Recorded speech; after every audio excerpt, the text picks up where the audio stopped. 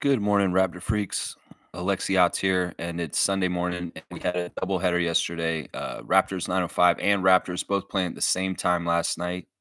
And, well, we got a reaction to do to both those games. Not a double W day, unfortunately. 905 took care of business, did a really, really good job against Maine Celtics, getting the sweep in the back to back, 2 games in a row, 2 days in a row. But the Raptors couldn't close the deal against Detroit. Because a couple different reasons, but yeah, it's just going to be a process. This team really has to learn how to win again, and it's not totally close to. There are going to be games where we could probably win it if we do things exactly right, but they have to be. We really have to practice. We really, really, really got to practice because there's a lot of things that our team is really talented at and gels really well with. But there's also a lot of things that just aren't connecting and they're not showing up yet because there's just not a second nature with our team, if that makes sense. So, man, always patience is important. I know it's frustrating. I know that last night a lot of people probably thought there was a complete fail because they didn't close the deal and win that game because they had a lead and near the end of the game and they allowed Detroit to come back and overtake them. Yeah, there's a lot to it. And in some ways, yeah, there's some very important things that weren't done to execute to win. And that's just how it is. All right, let me see what y'all are saying in the chat this morning. We got Trevor J. First thing in. Commissioner J, what are you saying? Once again, Chris is the man. Shed said he loves playing with Chris. Yeah, they interviewed Shed at halftime. And he said that he really does enjoy coming off the bench with Chris and that he feeds off his energy. He's a great leader and he's showing us all kinds of stuff. But Chris is having an amazing birthday week. In fact, Chris is my star of the game for the game last night with the Raptors. He was, he came out on fire once again. He's just in a weird zone this week. There's been 3 games this week where he's been in fuego, where he's just can't do any wrong. He's lobbing up threes with his trebuchet crazy shooting, and he makes it. He's getting after rebounds and getting them. He's just a bucket right now, and he's just so good right now. In fact, it struck me last night watching the game that Chris Boucher, whether he likes it or not, has become a veteran leader on this team. His personality is not really like that in some ways, but in some ways it is because he's available and there and friendly. But also at the same time, over Chris's years on the Raptors, he's never really took a very big leadership role as far as somebody like Fred or Scotty or Pascal. But in some ways, Chris is very much just last night, it just struck me. Chris is a leader. Chris is a leader on this Raptors team. And he's grown into this and just suddenly matured into this leader that kind of just on the down low around this. And we didn't even realize it.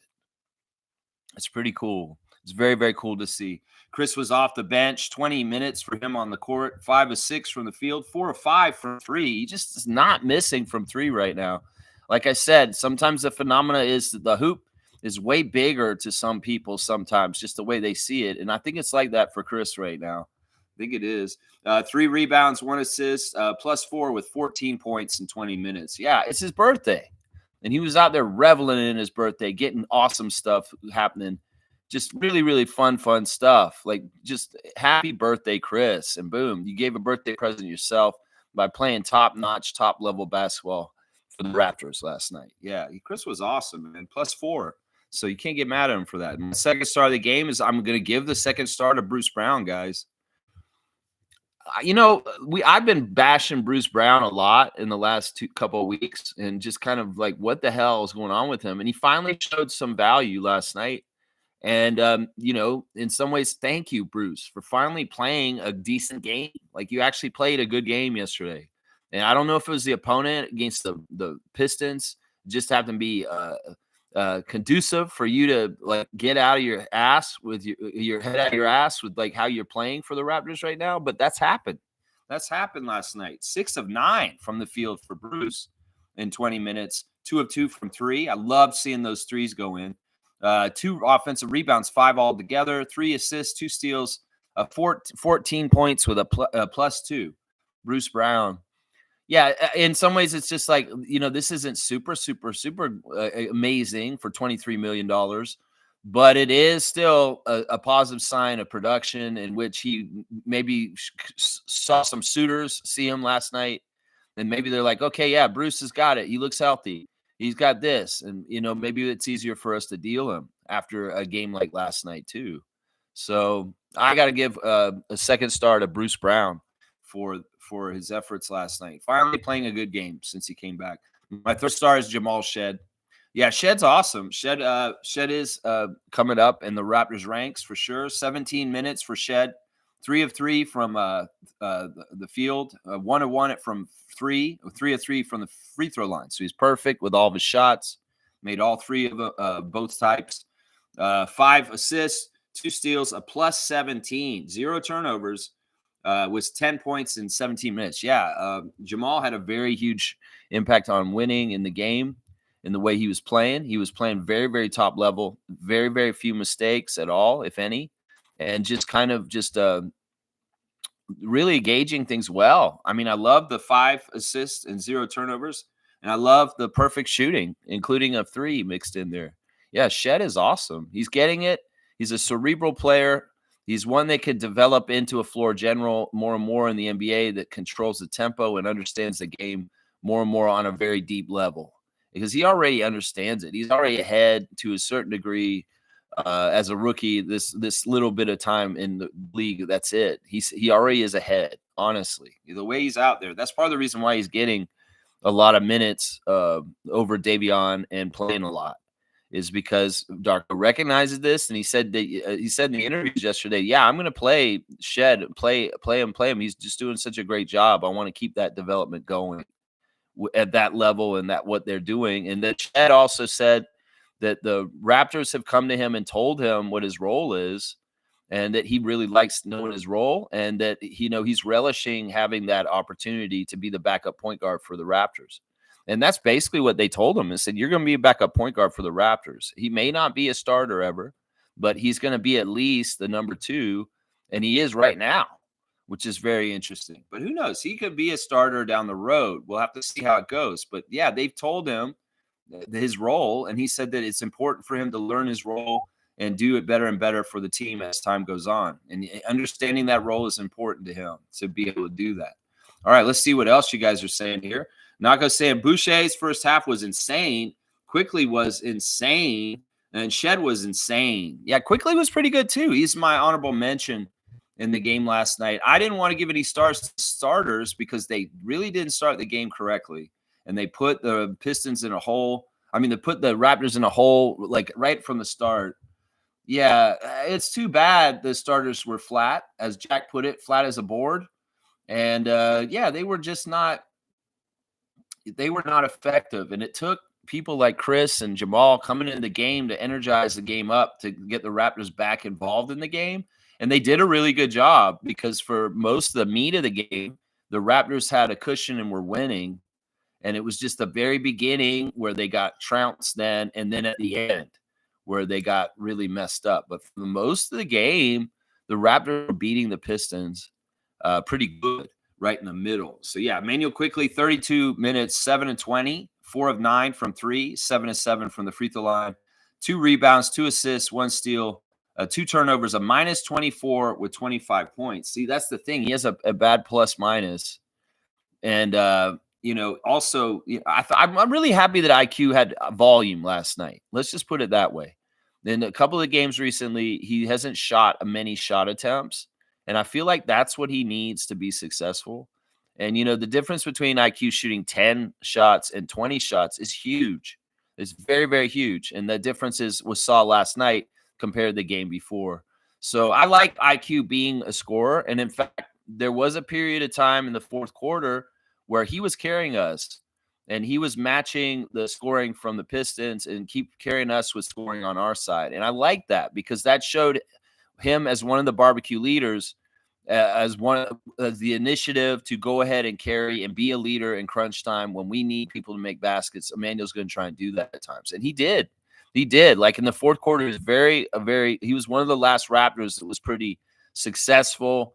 at getting baskets later in the game when things started to close down.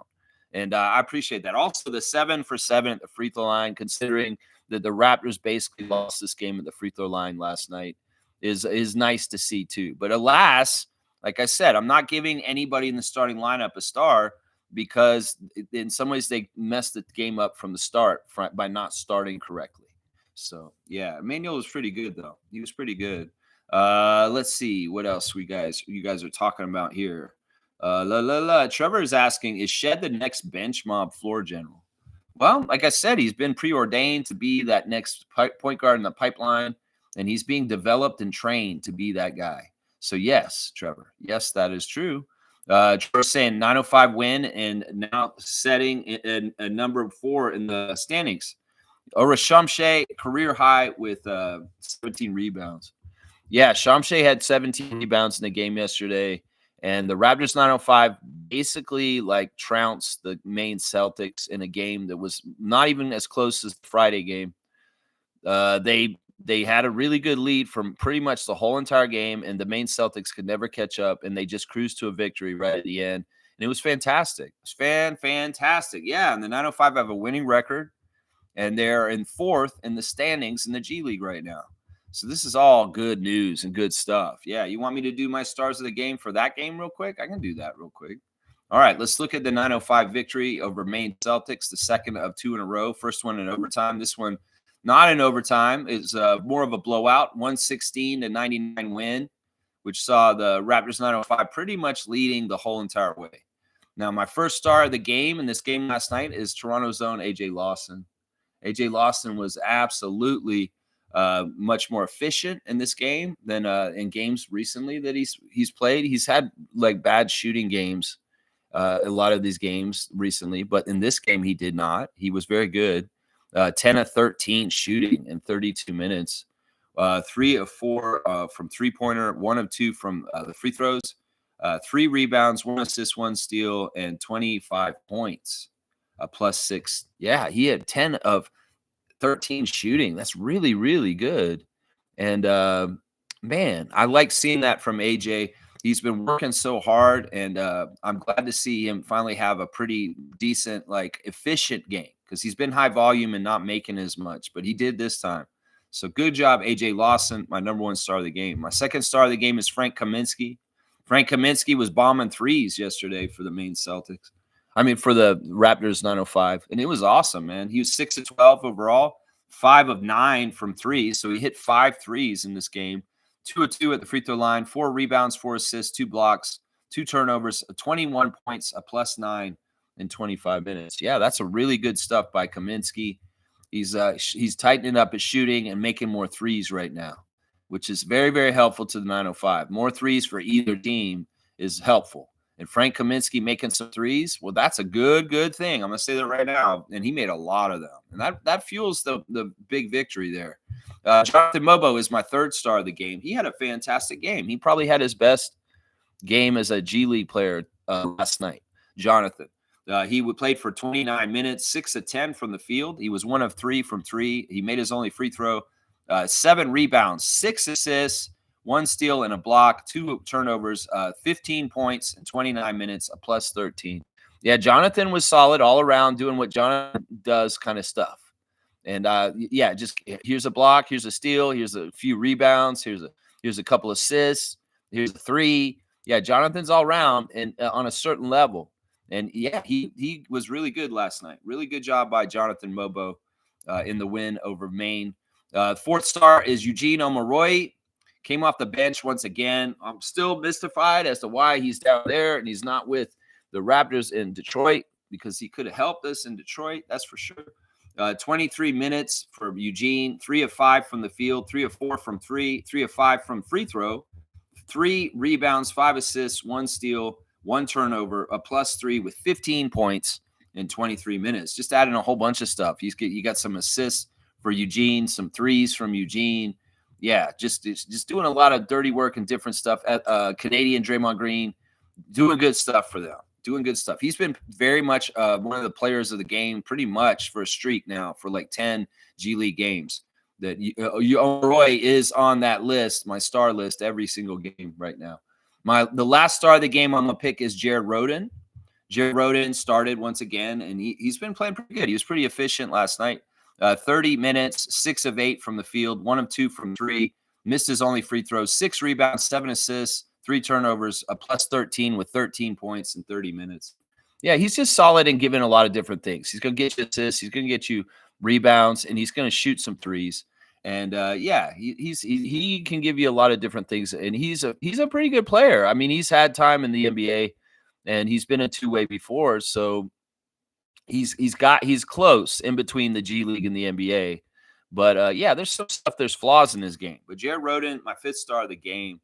Yeah, there's an honorable mention for Ulrich Shamshay for having 17 rebounds off the bench, 24 minutes for Prince Shamshay, 1 of 4 from the field, 2 of 4 at the free throw line, 8 offensive rebounds for 17 altogether. That's a force, and he's showing that he's going to be a force. 1 steal, 2 blocks, a plus 11 with 5 points. Ulrich Shamshay in the game last night. Yeah, he was a very good rebounding machine. That is for sure. I will say that for sure. Other names that I didn't name that weren't star of the game. Jamison Battle, not bad. He was another honorable mention. 4 of 9 from the field. He's also 3 of 7 from 3. And 3 rebounds, 2 turnovers, 11 points in 25 minutes for Jamison Battle. So, yeah, he was okay, 11 points. I always think that Jamison should score more at 905. It seems like it's weird because Jamison and Jonathan both kind of have the same production at both levels. Like, Jamison will get the same kind of numbers on the Raptors as he does on G League. I've noticed this. Off the bench, Quincy Guerriere, 15 minutes, 0 for 4, 0 for 1 from 3, 2 rebounds, 0 points, a plus 5 in 15 minutes. Tyreek Key got 2 minutes of cardio, running around, doing nothing.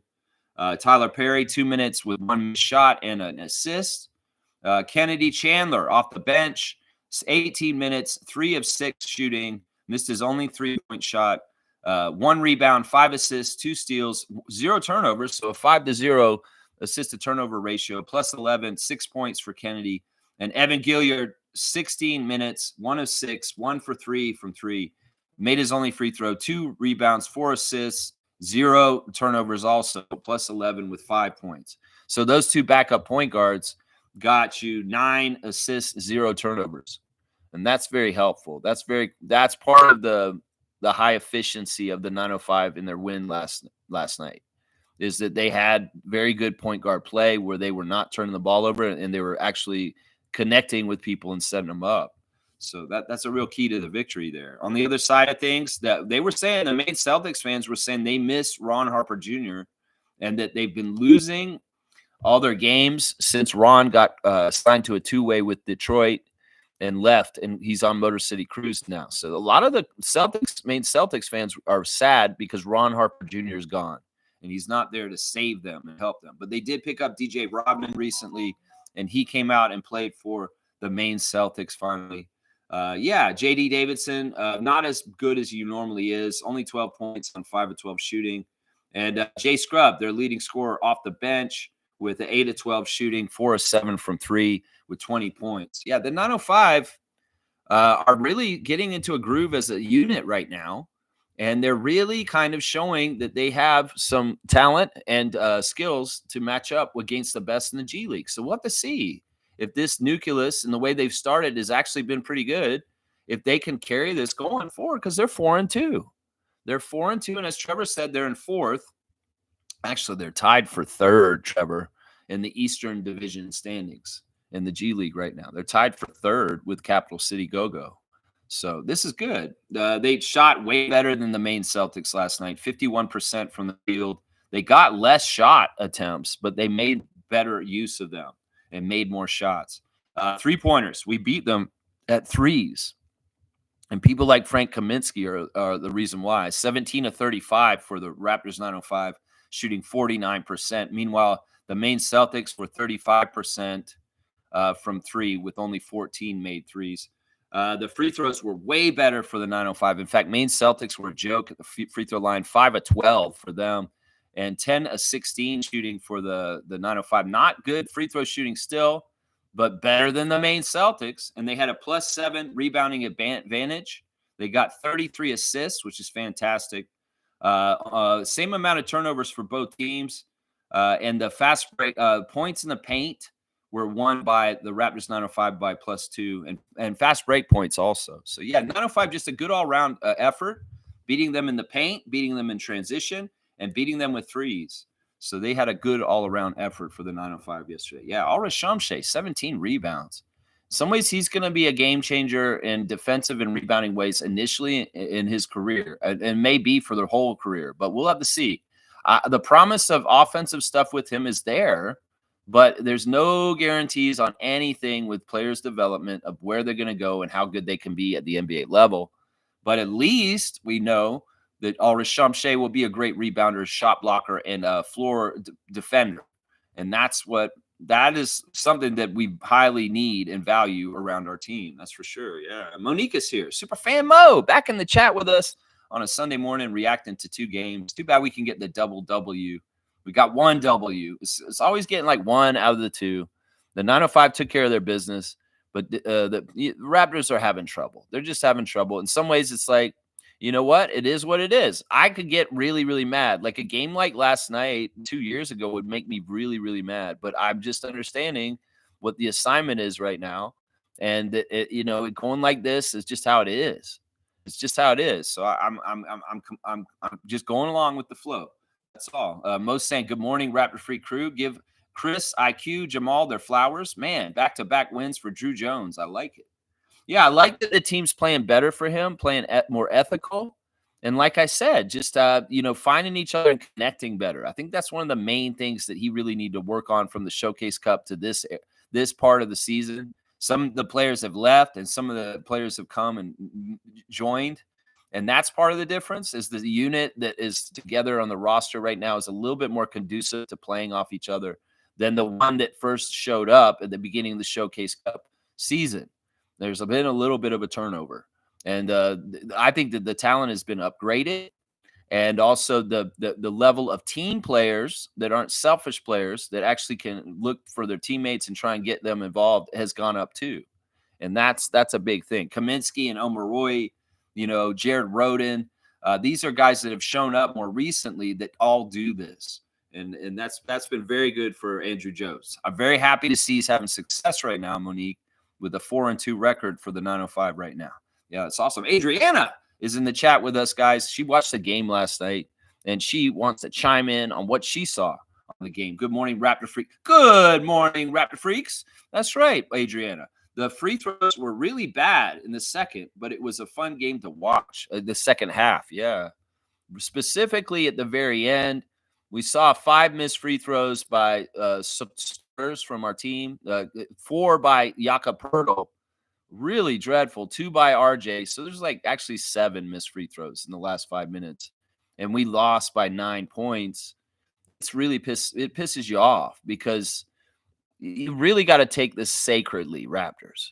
The free throws are free, sure, but if you don't utilize them or take them seriously, they will not be free and you will not have them. And that's what happened last night. I know. All right, listen, Jakob with free throws has been a journey his whole entire career. He's been a very, very poor free throw shooter his entire NBA career. And this year he's shown improvement. He's been better from free throw line for most of the season, but he had a backtrack game last night where he could not make a freaking free throw. And it was weird. I don't know. It sucked. And in some ways, that was what deflated us and made us lose the game last night because we were behind and they had just taken over the lead ahead of us, and they weren't that far ahead of us, but we could climb back up and get closer. But then, our center gets up to the line and he bricks 2 free throws in a row. That's deflating. That's momentum changing. And it absolutely hurt us for closing the game to win because they can also be infectious. Free throw misses. That's the thing. And we saw that is Jakob misses 2 free throws in a row. Then RJ steps to the line and misses 2 free throws in a row. And then Scotty misses one of 2 free throws in a row, all in the crunch time, all in the time when we need those points more than ever. We need them all the whole time. I mean, this is the way you should be thinking about it, Raptors. You should be, when you step to the free throw line, like Emmanuel, you You should take your time and really savor and understand how this is an opportunity and a privilege to be at the line and shoot the free throws and really make them sacred and say, I'm going to make these. And you shouldn't think at the beginning of the game it's okay to miss free throws, because those free throws could be just as important as the ones at the end by the end of the game. And you should be getting up there and mentally telling yourself, I have to make these free throws to win the game right now and hit these shots and boom, make them. Because that absolutely killed us last night. Missing free throws and crunch time in a close game like that is so deflating and will kill your momentum in trying to take over the game and win. And that's the story of last night. I mean, that's the thing with Jakob specifically. Really, really bad. 4 of 10 for Jakob from the field, but 0 of 4 at the free throw line. Then all 4 of those free throw attempts were in the last 5 minutes. 5 offensive rebounds, 12 rebounds altogether, 3 assists, 3 steals, 1 block, 8 points, a -10 for Jakob Poeltl. I can't get mad at Jakob, though, because there's so much he does that's important for the Raptors, and he did have a good game overall other than those free throws. But those free throws were crucial. Crucial. And it's just, oh, man. Listen, all right, there was ref manipulation last night. That contributed to us losing also. I will say this. There was refs calls that were very biased in the middle of the game. They would not call anything for RJ, absolutely nothing for RJ. And they were calling touch fouls on us at different parts of the game. And it pissed me off. Ray Acosta, Sayesh Mehta, and Nick Booker.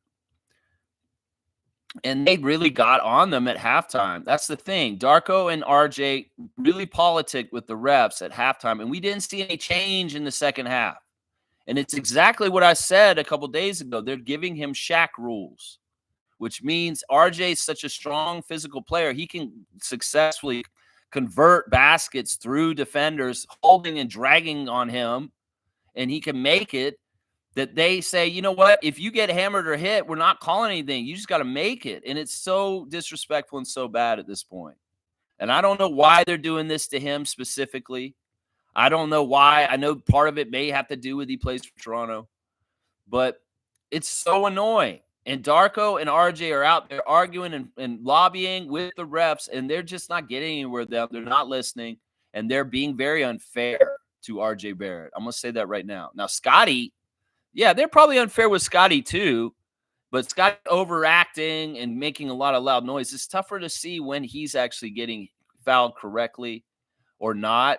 Because Scotty, if he gets touched, he's like yelling or something like that. And usually that's, it's like, or something like that. But RJ, he's not getting the respect he deserves. And he got a technical for it again last night, I think, because he was mad and talking to them. Didn't he get a technical? One of them got a technical because they got really mad at the refs for a second. But yeah, there was a little bit of home cooking for Detroit last night by the refs. And the main thing is, like, the calls were not fair. They weren't balanced. I know JB Bickerstaff was mad at Mick Booker also, but he was mad at him for his own little stupid things. But we should have really good reason to be mad, especially RJ Barrett. Scotty Barnes last night, 5 of 14 from the field, 1 of 4 from 3, 5 of 6 from free throw line, 3 offensive rebounds with 12 rebounds altogether, 3 assists, 2 steals, 2 blocks, 16 points for Scotty in 38 minutes. Scotty is still at that level and still doing what he does, and he's still trying to do superstar things. And one of the things that he should have done last night, and this was really interesting, honestly, the matchup versus Cade. Now, Cade Cunningham beat you last night, Scott. He outplayed you. He outscored you, and his team won.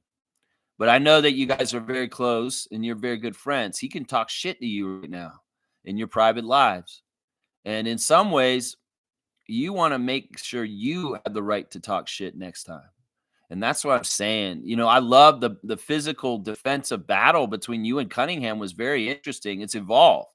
If you think about the rookie year of Cunningham and Barnes, when Barnes won the rookie of the year, it was not very contact. It was very avoiding contact and kind of like floating around. And we're all around good rookies, and we're going to score and we're going to do this. But now they've evolved. And in year 4, Cade and Scotty are battling physically on the court, with muscles and position and pushing. And in fact, that was a big key to the Detroit Pistons' success at the beginning of the game. They came out and punched us in the face with aggressive defense that absolutely made us cough up turnovers, and they were just annoying, and that got them a huge lead at the beginning of the game. Kate Cunningham was a leader in that, him and Tim Hardaway Jr. And Scotty was matching him with physicality too. And what's very interesting to see how that evolved between Kate Cunningham and Barnes, that they are no love lost between friends, even though they're very close friends. They are playing each other very physically. And that's where they're at now in their careers 4 years in. So very, very interesting stuff with that. It's too bad Scotty couldn't win that individual battle between him and his good friend Cade. You know, next time, Scott, you need to keep score. You need to keep tab and say, I okayed something the next time I play the Pistons, because you need to think that way, Scott. You really do. RJ Barrett was 4 for 16 from the field. He missed all 3 of his 3-point attempts. He was just off. He was just off. He was shooting a lot of threes. He was trying to get us back in the game in different places, but he could not make the threes. And it's just how it was. 2 of 6 from the free throw line for RJ. So, yeah, 4 missed free throws for him also. In some ways, he's just as guilty as Jakob Poeltl, because his free throws were late too, and they were absolutely – this is a leadership thing, Jak and RJ. You guys have to show leadership to the younger players on the team, that you take care of your free throws. And when you guys step up there and you don't take care of them, that's a bad, bad leadership for the young guys to show this is not a priority. This is not important. No, it is. And show that leadership is what I'm saying, Barrett and Poeltl. Seriously. Yeah. Let's see. 6 rebounds for RJ, 3 assists, 2 steals, a minus 17 with 10 points in 33 minutes. This is one of the lowest scoring games RJ Barrett has had in a Raptors uniform. And it's too bad, because honestly, he was playing hard and he was working out there, and he really was taking a lot of contact and getting no love from the refs. And it was just really hard for RJ to get going in any kind of way. It's too bad. It's too bad. I'm not going to get mad at RJ too much. I'm mad about the free throws, and but I feel bad for him because of the way the refs treat him. And it's annoying. It's very, very annoying. Grady Dick out there in 30 minutes, 4 of 11, 4 of 8 from 3. It was really nice to see Grady finding 3-point shots in very easy ways off of the other guys. They were looking for him more. Scott, in particular, at the beginning of the game, Scott and IQ were setting up Grady to get him successful and get him going in the game very, very well. IQ and Grady were working off each other really well at times. IQ was looking for Grady. 4 of 8 from 3. Made his only free throw. 3 rebounds, 2 assists, 1 turnover, 13 points for Grady Dick in 30 minutes. But the trend with Grady recently is Grady comes out and starts for the team, but his minutes dwindle more and more as the game goes on. In some ways, Grady is a defensive liability. And when things kind of get more serious, he's ceding minutes to people like Jamal Shed and Chris Boucher instead of playing out there when it's crunch time. So I'm noticing this lately. But Grady, keep going, man. The journey is it's a journey, and you're on it. And it's going to be different things and different stuff going on. And, well, I mean, you got double digits and you shot 50% from 3, and that's good stuff. I can get behind that. Kelly Olynyk, 14 minutes, 2 of 3 from the field goals, missed his only 3-pointer, 2 offensive rebounds, 5 assists, 1 turnover, +1 with 4 points. Yeah, Kelly getting out there and getting some quick assists and kind of setting things up and kind of moving the ball around. You know, not too many minutes for Kelly. Let's see. And Jacoby Walter, 4 minutes out there as the last man in the rotation. Did not score. Did not get anything other than 2 fouls. And that's all Jacoby did out there. But he, this is the Raptors box score. Going over the rest of it right there. Yeah, it was too bad about the free throws, Adriana. It's very disappointing. You work so hard for most of the game, and then at the end of the game, you lose on something stupid like that. But we know, as Raptor freaks, watching a lot of Raptors games, that, if the Raptors don't make free throws and lose a game because of that, that is something that will happen to teams every once in a while. It doesn't matter what level you are. Even the very top teams at some point may eventually lose a game because they missed too many free throws, and that cost them the game. So even if you're in a development rebuild like we're doing right now, or you're a top team, there may be a game somewhere, somehow, when you're playing, just in the nature of the world of basketball, where you lose the game because you did not take care of your free throws and treat them sacredly. That's just going to happen. That's not a problem that's ever going to go away, but we can minimize the frequency of when that kind of stuff occurs, is what I'd say right there. Yeah, good to see you, Adriana, live in the chat. Very, very cool to see your name and putting in some comments from watching the game. Very, very cool. Trevor's saying the greatest gift you can give someone is your time, because when you give your time, you're giving a portion of your life that you'll never give back. Man, I got to think about how much of a portion of my life I'm giving for this show. Anyway, I enjoy it, and I appreciate interacting with you guys every single day. But yeah, that's true, isn't it, Trevor?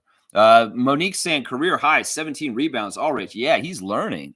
He's progressing, like really accelerating his progressing in the last couple weeks, like pretty much since Christmas.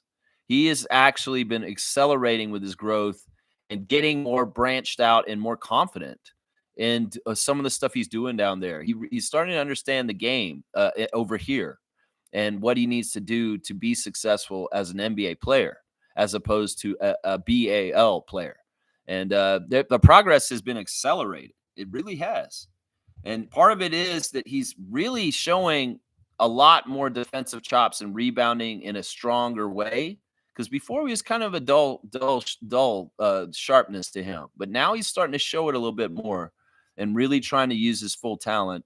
And then there's a little sprinklings of teases of offensive ability that he has that we see here and there. But it's really the acceleration's been with his defense and his rebounding right now. Have been absolutely fantastic. 17 rebounds shows it right there. That's right. Monique saying, make your free throws. Totally an off night for RJ. Nice to see Kelly get some run. Yeah, Kelly was good with his assists out there for a little bit of time. And yeah, RJ had a rough night. But you know what? RJ does so well for us as a norm. I'm going to give him a pass. Even though I know that those free throws absolutely killed us for the game. Him and Young particularly. Yeah. Yeah, let's see. Name is saying, I can't believe we're nearly healthy. Feels like this day would never come. That game was a complete success. We nearly beat the best team with 1 week's practice together. We're frogging good, man. You doubters will see next year a Black Swan event. Oh, is that a Game of Thrones like reference or something? I didn't even see that. Black Swan event? Black Swan event? What is that? Black Swan? Is that Game of Thrones? No, that's not Game of Thrones. That's Natalie Portman, right? I don't know. I believe in what Nameless is saying, even if I don't get the reference totally. It's going over my head a little bit. Yeah, you're saying that we nearly bet the best team with 1 week practice together? Well, the best team, that was Thursday. Last night was Detroit. And I wouldn't say they're the best team. They are a 500 kind of team.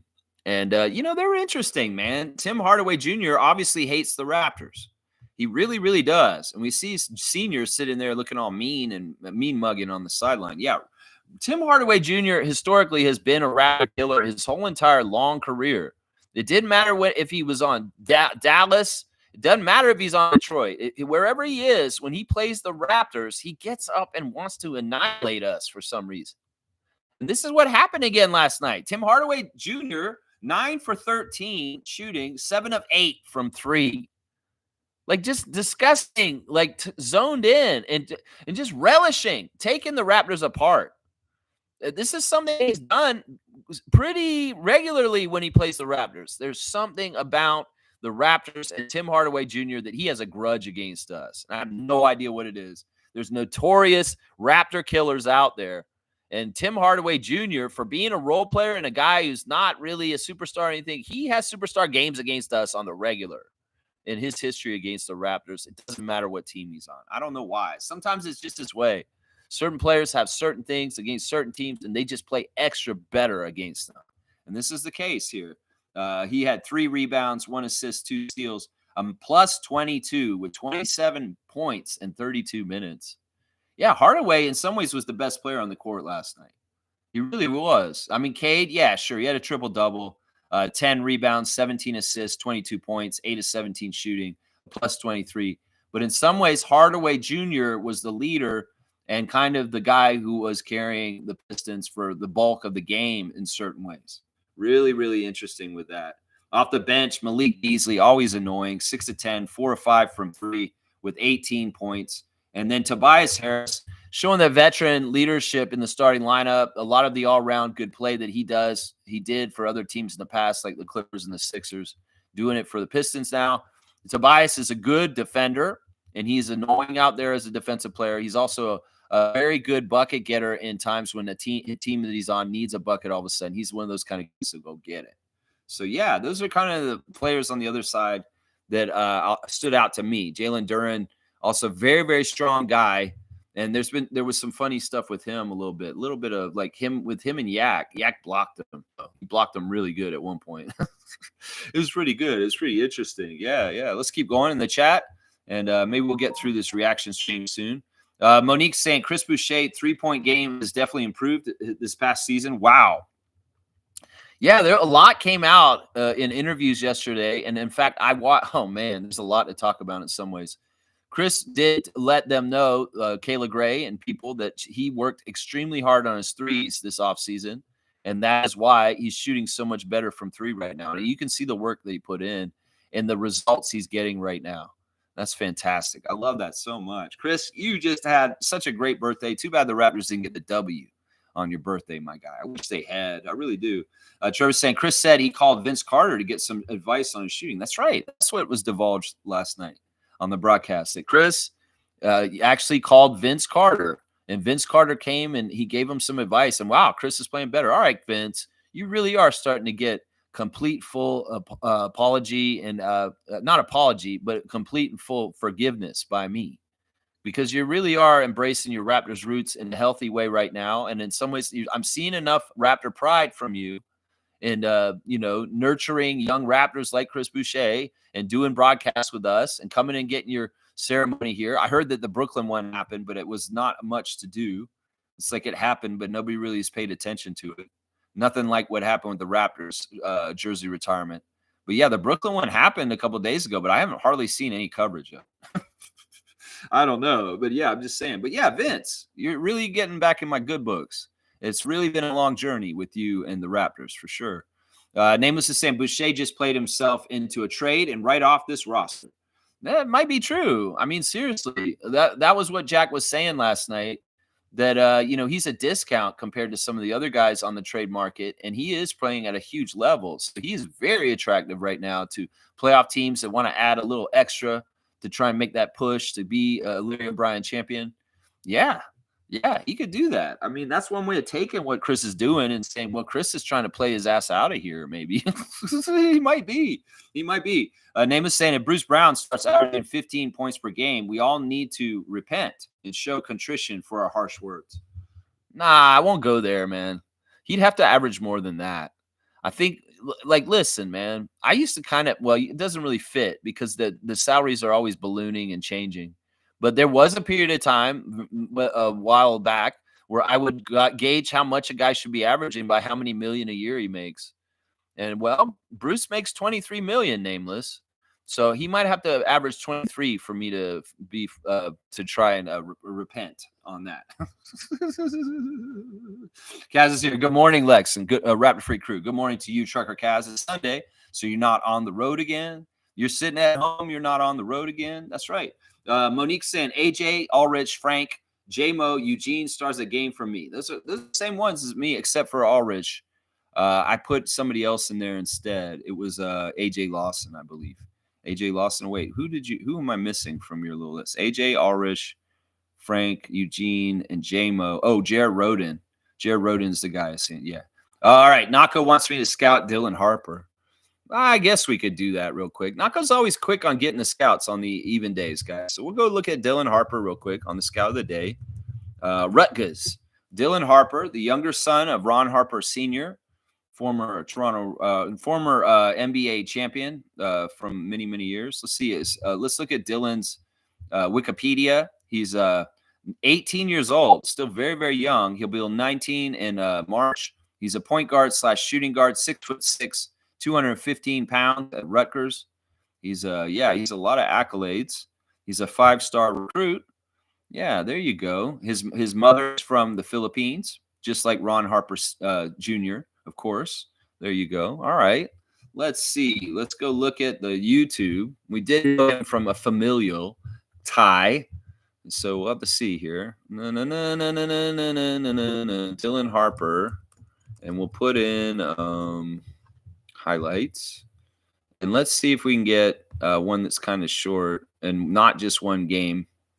I'd like to see a little bit of a body of work. There's the high school tape of him. Should we watch him in high school real quick?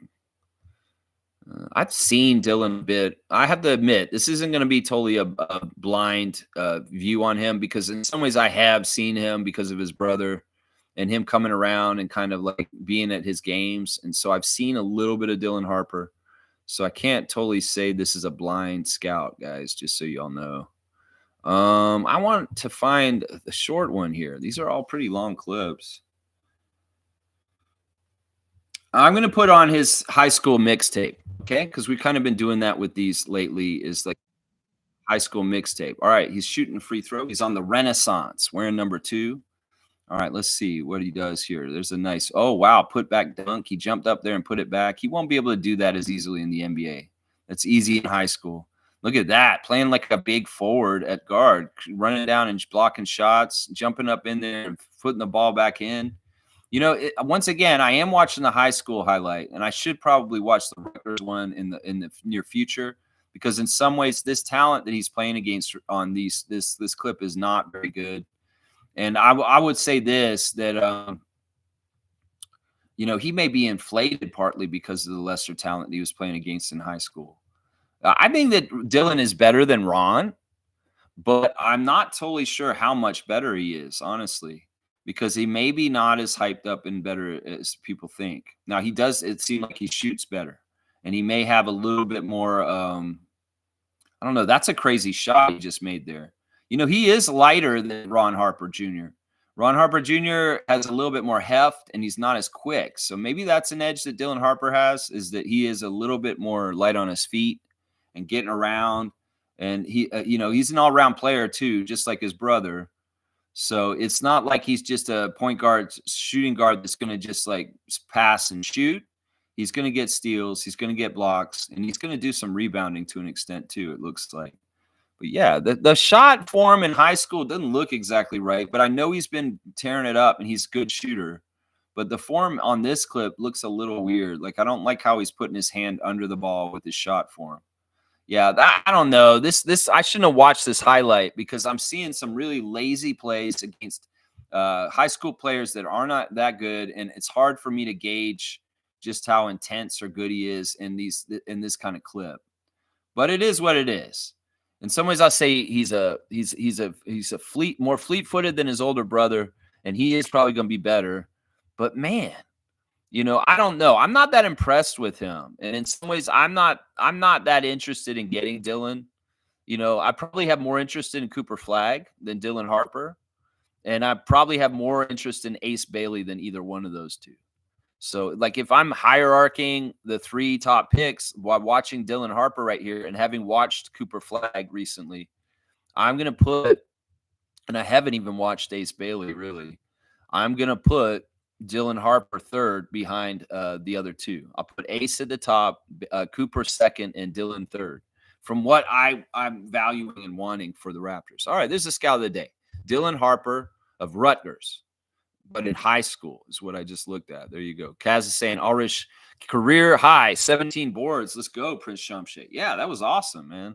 I wish I could watch that game more with more of my attention. It's really tough to watch Raptors game on the TV and then on my laptop put the 905 on and try and watch both. There's a lot going on at both times, and they both start right at the same time, 7 p.m. It's been tough. Those kind of games are tough to really digest the 905 correctly. In fact, I'll watch the highlights of that game a bit more afterwards, just so I kind of see more that I didn't get to see because I'm busy watching the Pistons game. And yeah, Shumshay, fantastic rebounding performance last night. Alan Tam, bam, son. All right, bam, son. Booyaka, booyaka, booyaka, booyaka. Bam, damn, holla. Yeah, I don't know what Alan's doing there, but I like it. I like it. It's just a little bit of nonsense in there somewhere. Alan Tam knows what's going on with Team Canada. Always keeping us what's going on with the Team Canada, Alan. You going to let us know who's going to be on the next Olympic team? Come on, my guy. Give me your in-depth analysis, my guy. I depended on it last summer for Paris, my guy. I did. Let's see. Reggie's here. Good to see Smooth Brown, man. Those free throws really killed the Raptors last night. Jeez. At least Bruce Brown raised his trade value, though. Yeah, it's still progress. it sucks. We have close games. In the past, when you're a really good team, you don't allow for mess ups like last night because you're like, well, you're Fred and OG and Pascal. Y'all should not be losing a game like this. Well, this team last night, because there's a learning curve in the rebuild. Well, they got to learn the learning curve on this kind of stuff and make sure they take the free throws sacredly, is what I'm saying today. They got to make them sacred. It's a really, really, really, really, really, really important thing. But yeah, Smooth's pointing out something good that happened. Bruce Brown got his value up, and the Raptors got to practice being in a close game against an NBA team. And that's all good stuff. That's time accrued and experience accrued, and hopefully they're better for it. And the tape session today, when they watch what they did wrong and why they lost, that's what I'm saying. Smooth saying, is there a possibility that the Lakers Clippers have to relocate their games? The wildfires are crazy down there right now. Yeah, I've seen that they postponed games in LA a lot recently, and like that's going to have to be makeup. I don't ever trust this kind of shit, especially when the Lakers are involved. With the pandemic and the way things happen with the bubble, they could do something weird, like where they give the Lakers a break right now, where they don't play games because of the wildfires. And then, like at the end of the season, they have some sort of weird extension, or they have some sort of weird time when they make up the games they're missing right now. This is weird because this has happened. The NBA's used to having to reschedule games in recent years because of the pandemic, but we haven't had to do it very often. And they had to reschedule games around the wildfires this week. And also, they had to reschedule an Atlanta game yesterday because of too much ice and snow in Atlanta. So this is weird, man. So these rescheduled games, we have to watch and see how the NBA head office handles them, and if they do anything fishy that may give it an unseen advantage for some teams in some ways. I don't know, man. I don't know, but they're definitely.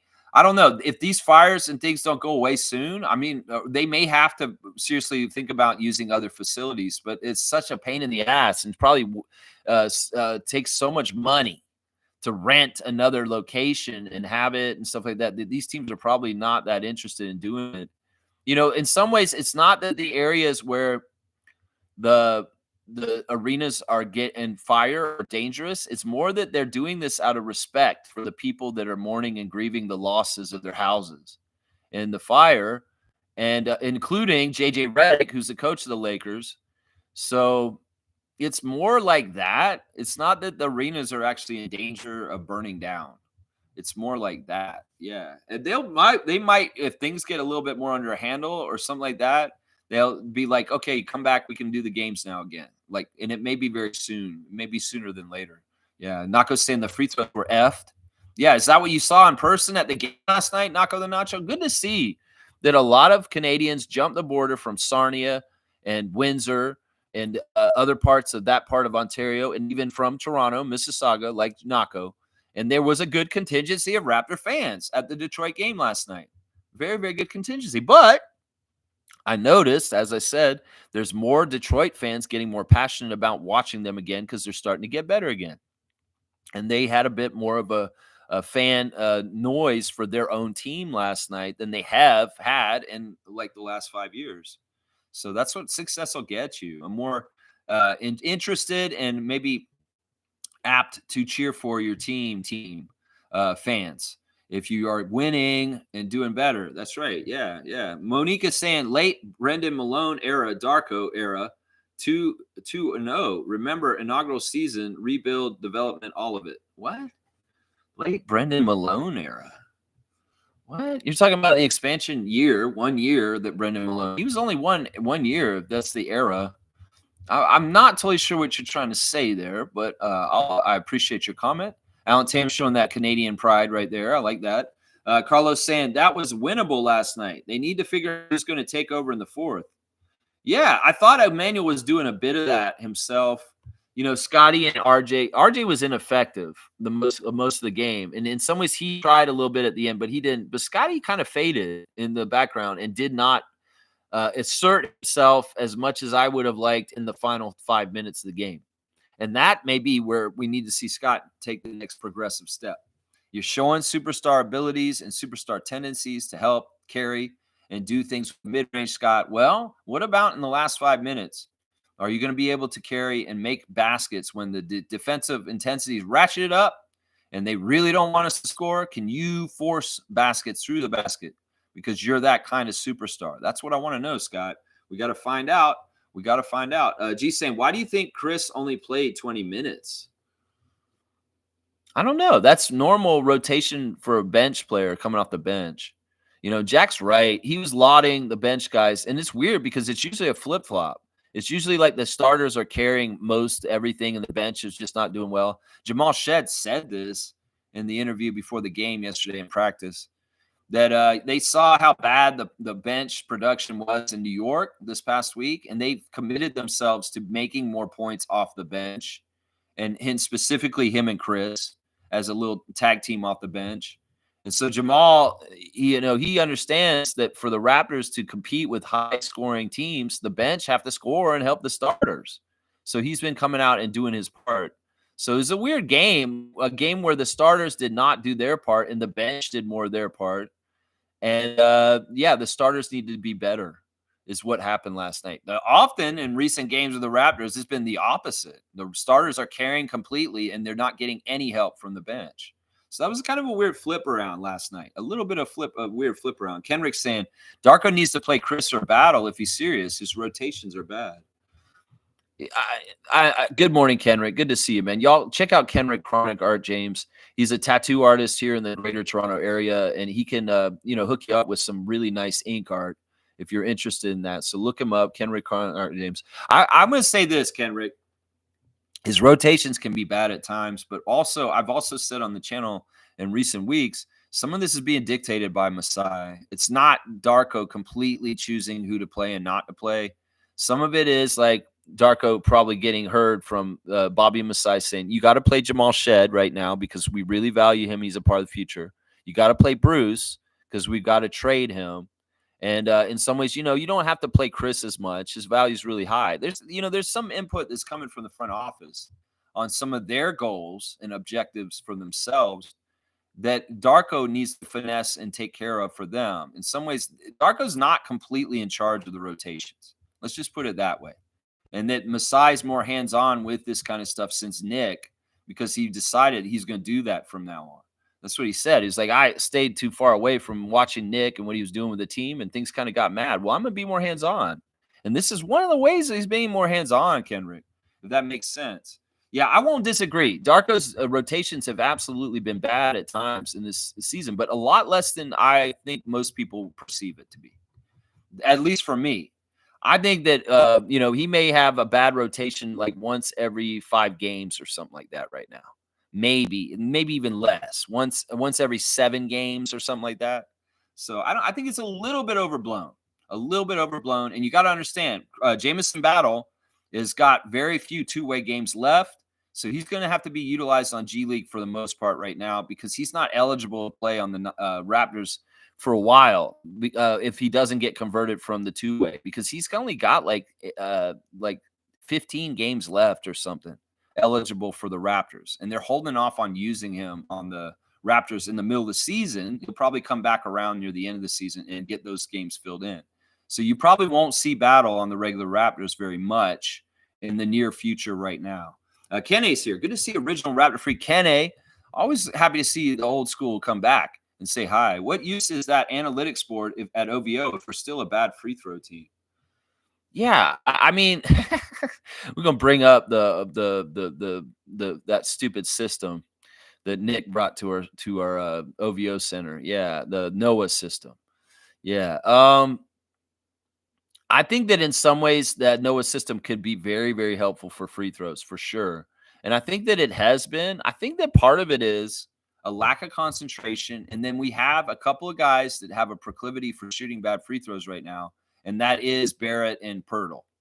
That they just, and the crazy thing is those two guys are going to get a lot of foul shots. So they have the good and bad nights, but they just happen to be totally shitty at it last night.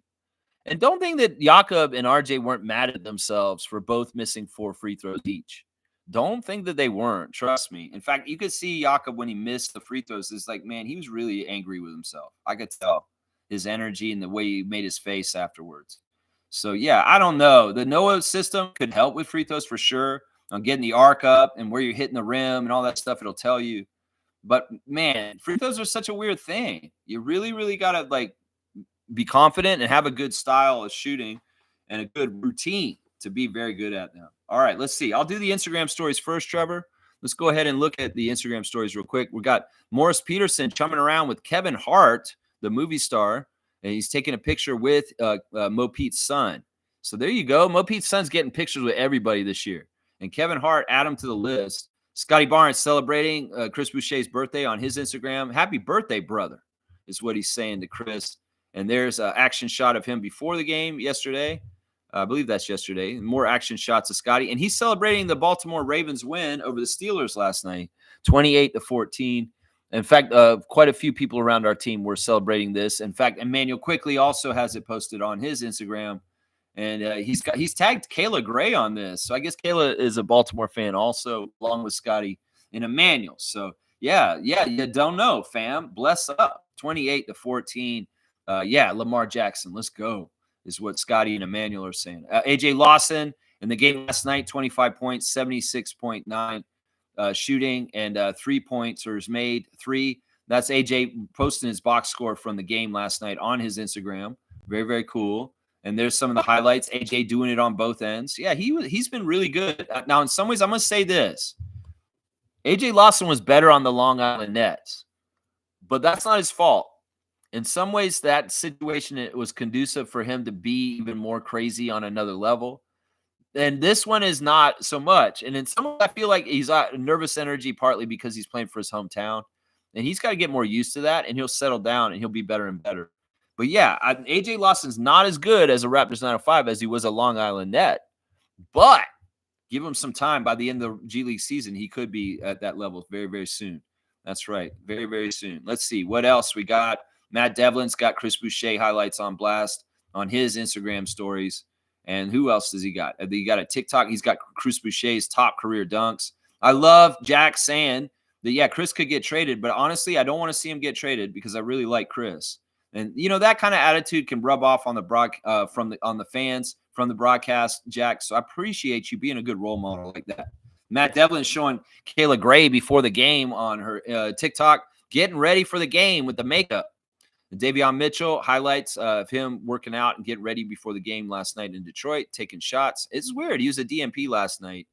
I still think we need to play more Davion, but who knows what's going on with him exactly. Who knows what exactly is the reasoning? And once again, it could be Masai deciding some of this stuff, just so y'all know. Let's see. Is there anything interesting on the Raptors official admin site? A lot of Raptors shooting shots. And Darko meeting with Raptors fans at courtside before the game last night. All these Raptors fans at Little Caesars Arena shaking hands with Darko and talking to them. Pretty cool. Pretty cool. Yeah, too bad this game didn't come out. We actually had the lead for a lot of the game, and we were playing on top. And that's something Emmanuel said in the post-game conference, that we're not used to having leads on top right now, and it's something we need to practice more and get better at having the leads and holding teams off. And that this was good practice last night to play against Detroit, have the lead most of the game, and have that pressure coming from the team trying to make come over you on that. Yeah. Let's see the highlights for 905 on their official Instagram. Just a bunch of guys shooting around before the game. And, yeah, just a good job by that crew taking care of business and getting the sweep over the Maine Celtics there. Yeah, we beat the Celtics last night. That's right. We did. Jameson Battle saying happy birthday to Chris Boucher on his Instagram. RJ Barrett showing a highlight with Scotty Barnes passing it to RJ for a shot. The synergy with RJ and Scotty is really, really good. We saw it continuing last night. There were plays where the two of them are just locked in, and they have a second nature. They have a second nature with each other, and it's fantastic. There's one play where RJ was bringing the ball up the court in transition, and Scotty was kind of behind him. And Scotty, RJ kind of did the perfect thing. He just totally set up Scotty to be absolutely set up for a perfect 3-shot. Where RJ dribbled up, he got the attention of the defender, and he just kind of threw the ball behind him to Scotty, who just stepped right into a rhythm 3 and all nothing but net. And that was a beautiful, beautiful play. And that was something that they could do all the time. If they just run up the court on one side, RJ is such a threat to drive and bully to the basket that he can actually be a lead run blocker for Scotty behind him and flip the ball behind him and give him enough room to just pop that three and make it. You know the play I'm talking about. You know the play I'm talking about, Raptors freaks. You know which one I'm talking about. You saw it too. RJ's saying happy birthday to Chris. Shamshay is saying happy birthday to Chris. Mon bon grand is what he's saying to Chris Boucher. Of course, Chris Boucher has a ton of Instagram stories from yesterday with all the birthday wishes coming at him. There's a beautiful, beautiful post by everybody's uncle, his manager, of him, Chris, when he's very young. It's so young what Chris looks like. He looks so young in this picture, and you really realize how much he's grown and mature over his long NBA career now.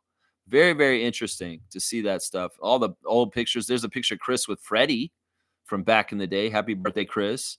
Love that. It's so awesome to see all the birthday love for our guy, Chris Boucher, coming from all over the place, from all kinds of different people and all the different stories. He's reposted Scotty's birthday wish to him. Yeah, there he is meeting with a little kid, saying high-fiving him. Yeah, just cool stuff of Slim Duck having a great birthday week, even if the Raptors aren't winning. You know, he's still putting that in. Jay Nathan also celebrating Chris's birthday on his Instagram. And then we got Pascal Siakam with some Pacers posts, and that's it. That's the Instagram stories right there. Yeah, a lot of stuff for Chris's birthday on Instagram right now. Yeah. Nameless saying, why do we call Shamshay Prince? Did I miss something? Feels condescending. We used to call my little brother Prince when he woke up past 11. No, Entidio? No Entidio. Well, this is Kaz is going to answer your question here, Nameless. Arish is a real prince back in his home country in Africa. It's not a joke. He's actually royalty where he's from. And Nameless say, really? I thought he was a farmer. Yeah, Carlos saying he is a farmer and a prince. This is true. His family is a royal family in Cameroon, and he is technically a prince in Cameroon, just like in Coming to America. I'm serious. This is absolutely true. That he comes from royal blood in his lineage in the country of Cameroon. And even though they're farmers, you got to understand these people all had a way of life a certain way. And it doesn't matter. You can be a rich farmer, a very, very rich farmer. In fact, the Shamshay family probably does pretty good.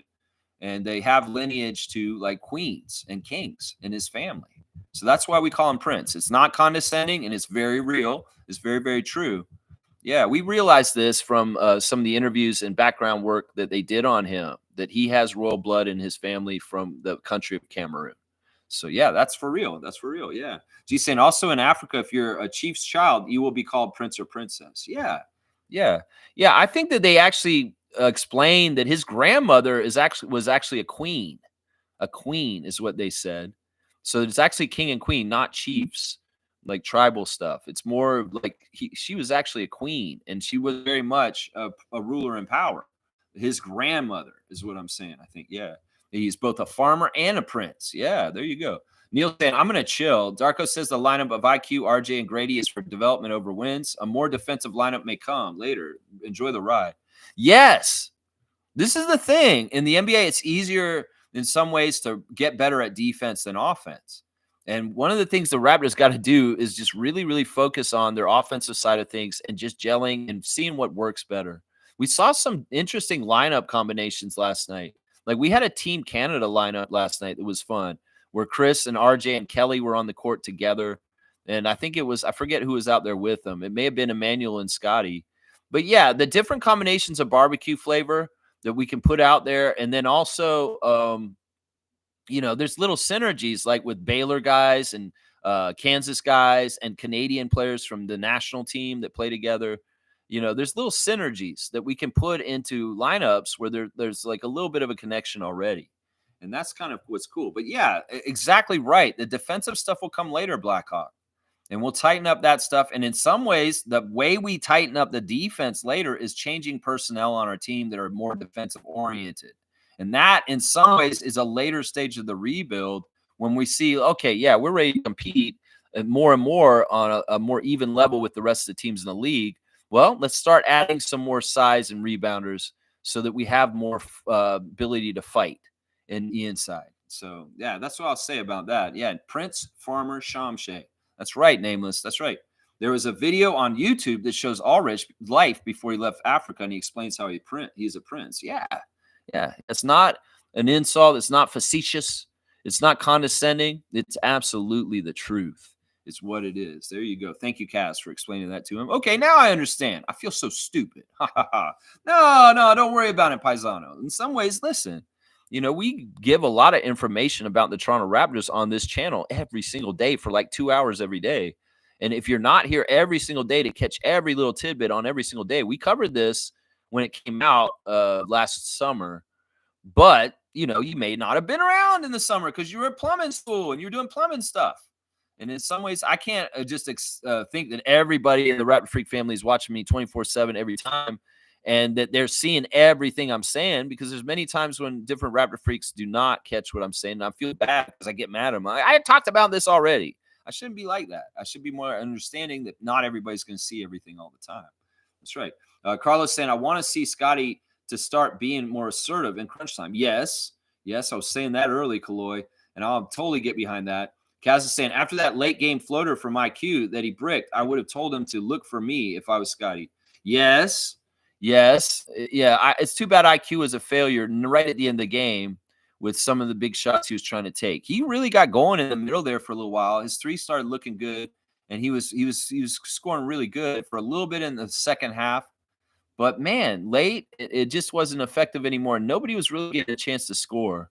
And Detroit is a more defensive-oriented team right now. They have some really good defensive pieces, and they are difficult to score on. They're very physical, and they're aggressive, and they come at you, and they knock you around a little bit, is what I was seeing from their defense last night throughout the game, yeah. Let's see. Monique is saying 2.0, Brendan Malone era, Darko era. Think about it, Lex. I hate that. That's not a good analogy. Monique, that is not a good analogy, seriously, because Brendan Malone was not a success other than he was just our first coach, and he got fired after 1 year. I don't want Darko to get fired. And if he's going to get fired because he's not following the rules of what Masai is saying, like Brendan didn't do for Isaiah, I don't want any of that, Monique. I do not like that comparison, because Brendan Malone's was just a one and done, and I want Darko to be a long career with the Raptors. How about that?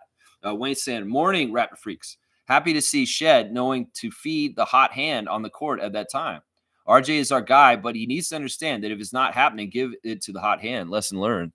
Yeah, I think that he was doing that to an extent, but he's also got to heat check himself every once in a while, because he is the kind of player that even if he misses the whole game, he may hit really huge shots at the end of the game and make them. So it's a tough balance, especially with him in particular, because he can be like very overpowering and very good very quickly all of a sudden.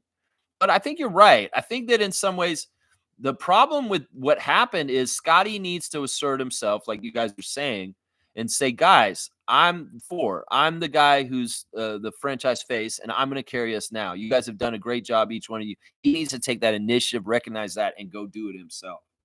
And in some ways, I mean, RJ and IQ are going to do what they can to try and help us win at the end of the game. But in some ways, Scotty needs to be more assertive and aggressive in his leadership role for the team, and calling his own number and demanding that he gets the opportunity to lead the team in those situations. That's what I feel like right there. Yeah. Lesson learned. Good to see you, Wayne. Stargate saying, Alex, Tobias Harris is not a good defender. Matt and Jack even mentioned that last night. Teams seek him out on offense on switches to exploit him. Surprised you would say that he was. Well, he's an experienced defender, and he has length. Now, I they may have said that, but I don't agree with them. I think that Tobias actually is a very mobile guy, and he actually has long arms. And he actually, what I was seeing, this is why I said this, I saw him really being annoying for our guys trying to score, because he was just getting deflections and just being very like.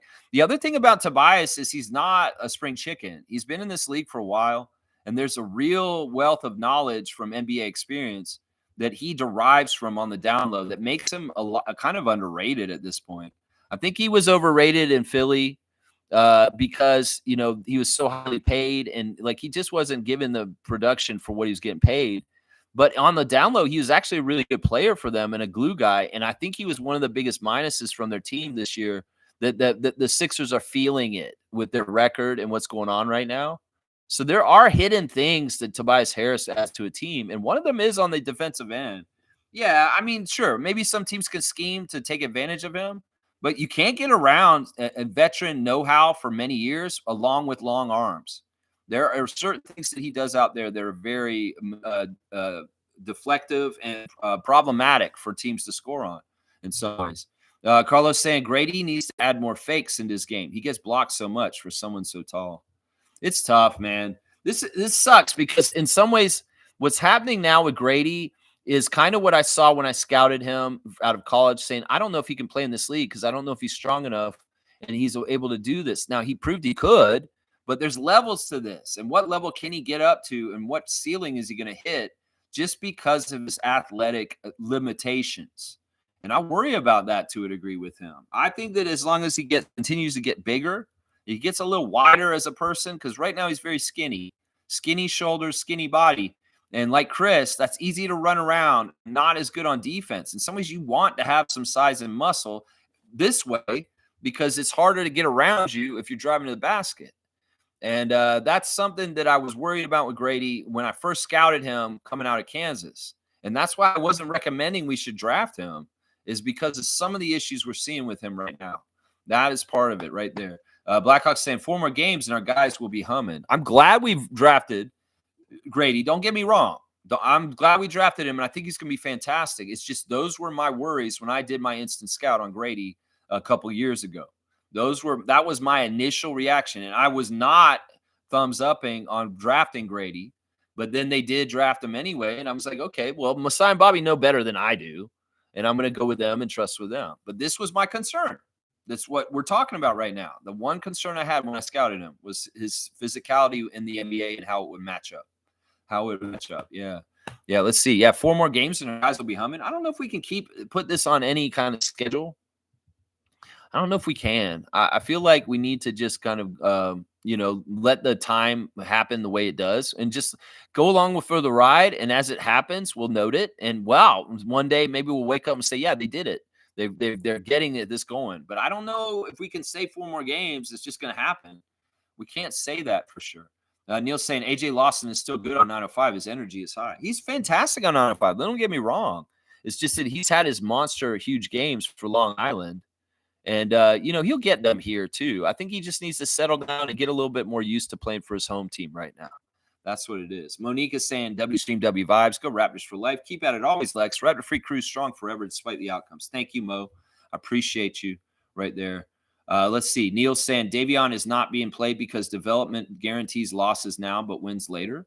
Yes, that may be part of it. That Davion is too much of a winning style player. It could also be that he is not totally in the long-term plans, and they've already decided that, and that they're not going to try and play him as much right now for the rest of the year, because in some ways he's a free agent, and they may have decided they don't want to invest in him. It could very well be that Jamal Shead has done so well that they don't need Davion Mitchell for the long-term forecasting because they know Jamal is going to be in that spot. So it could be the writings on the wall that Davion Mitchell is going to be a free agent this summer, and that the Raptors are not going to invest. The time is valuable on the court, and they're not going to invest time in him. I think that's what I'm reading through the tea leaves on this, is that. And it's not that, there's other things I've heard people say, like Davion's very loud and talkative and boisterous as a personality. And who knows, maybe he's a little tiresome behind the scenes on trips and on the buses and stuff because of the way he kind of, maybe he doesn't shut up. Is what I've heard. Somebody said that in an interview recently, that Davion, you count on Davion to just always be talking. I don't know. I mean, there could be a couple of reasons here. That's right. Blackhawks saying, Mo, you're giving us an early cutoff. Give us 15 more minutes. I want to live dangerously. Well, honestly, I don't mind having shorter streams, and I appreciate Mo doing this.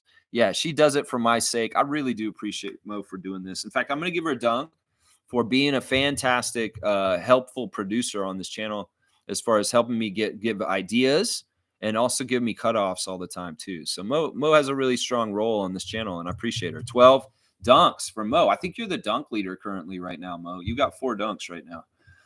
Let's see. Carlos saying, I'm predicting AJ Lawson to be a long-term piece. That'd be fantastic. I mean, he's had his NBA chances so far, and he hasn't fully gotten them converted to being a full-time NBA player, but maybe he's getting closer and closer. I feel like he does have that kind of talent. It's just he's got to rein in his efficiency.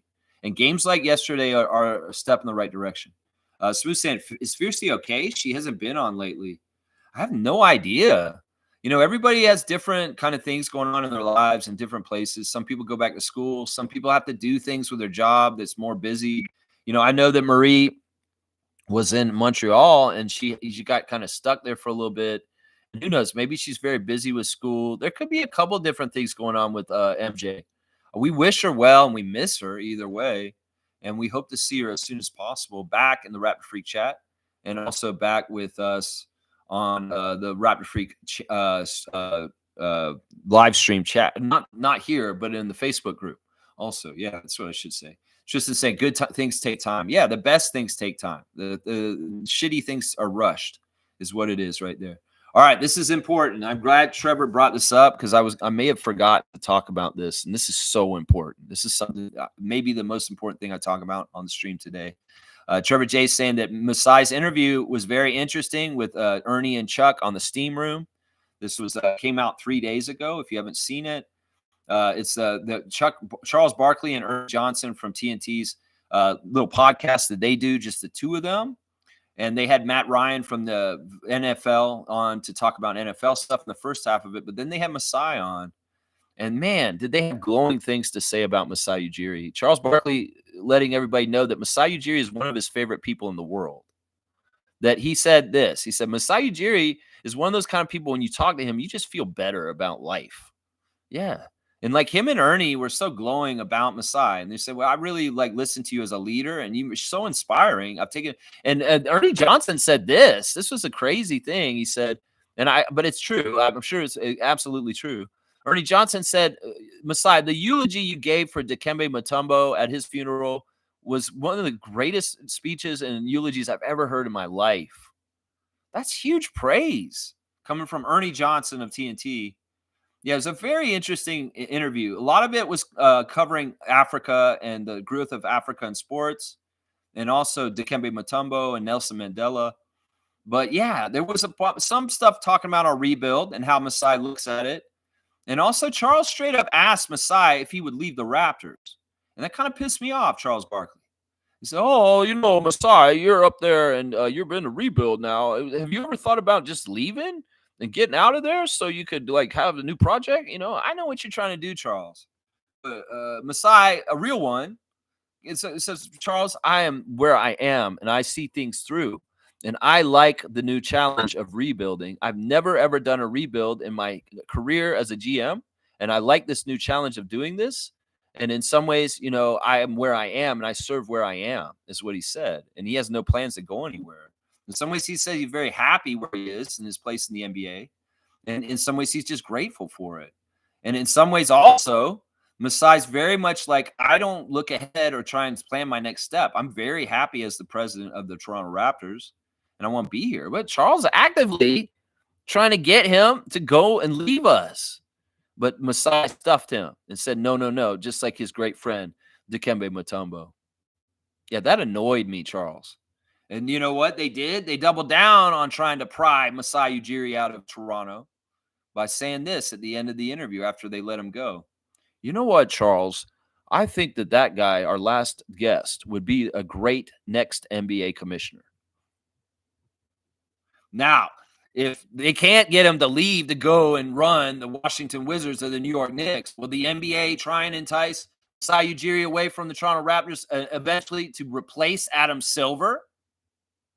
Because it sounded like two of the biggest, loudest voices in the NBA sphere just threw their nomination in for the next NBA commissioner, and it's our team president, Masai Ujiri. Isn't that wild? Charles Barkley thinks Masai should be the next commissioner of the NBA. He straight up said that on the Steam Room 3 days ago.